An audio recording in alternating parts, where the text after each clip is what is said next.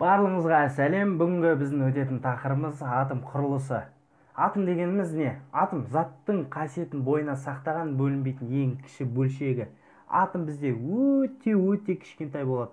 Оның диаметрі 0,1 миллиметрден кіші. Оны біз электронды зондты микроскоппен ғана көре аламыз. Енді осы атом түсінігі қалай пайда болды, сол жайлы тарихқа үңіле кетсек. Яғни тарихта ең алғашқы рет атом жайлы Демокрит айтып кеткен. Демокрит атомның заттың ең кіші бөлшегі екенін, және атом мәңгі өмір сүреді деген. Яғни барлық заттар атомнан құралады деп есептеген. Ал осы атом жайлы кішкене бізге толығырақ мәліметті Томсон өзінің моделін ұсыну арқылы бізге көрсеткен. Бұл Томсонның моделінде бізде көкпен белгіленгендер, ол бізде теріс зарядталған электрондар. Ал ол мына қызыл плюстер бұл оң зарядталған бөлшек. Яғни ол кезде Томсонның кезінде бұл бөлшектердің не екені белгісіз болды. Бұл біздің модельді шетелде Америкаларда, яғни оны мейізді пудинг деп атайды. Ал өзімізге барлығымызға түсінікті болу үшін бұны біз мейізді бәліш десек болады. Бұл Томсон моделінің кемшілігі кейіннен Резерфордтың тәжірибесінде анықталды. Резерфордтың тәжірибесінде альфа сәулелерді атомға жіберген кезде Томсон моделі бойынша атомға жіберілген сәуленің бағыты көп өзгермеу керектігін мына көп сәулелерден көріп отырғанымыздай. Ал кейбір сәулелер айтарлықтай бағыты өзгерді.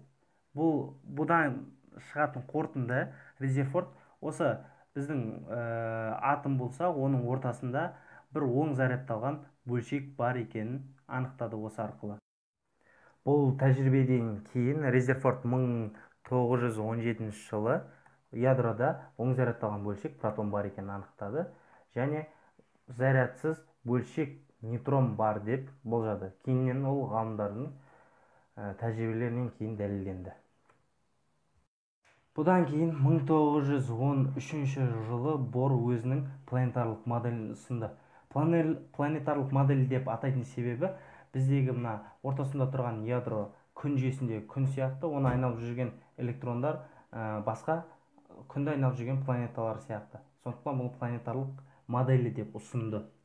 Бұл модельде Бор электрондар ядроны айналып белгілі бір орбитамен деді.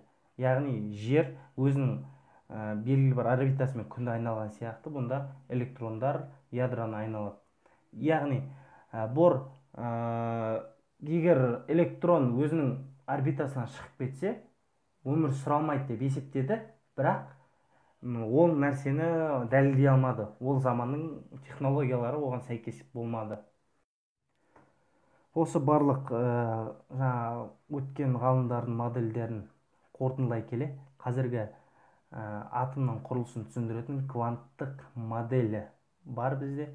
Бұл кванттық модель бойынша біз гелийдің мысалында қарастырып көрсек. Гелийдің ядросында екі қызылмен боялған протон бар және нейтрон бар. Және оның айналасында бізде үздіксіз электрондар қозғалуда. Сол үздіксіз электронның қозғалу себебінен бізде электрон бұлты пайда болады.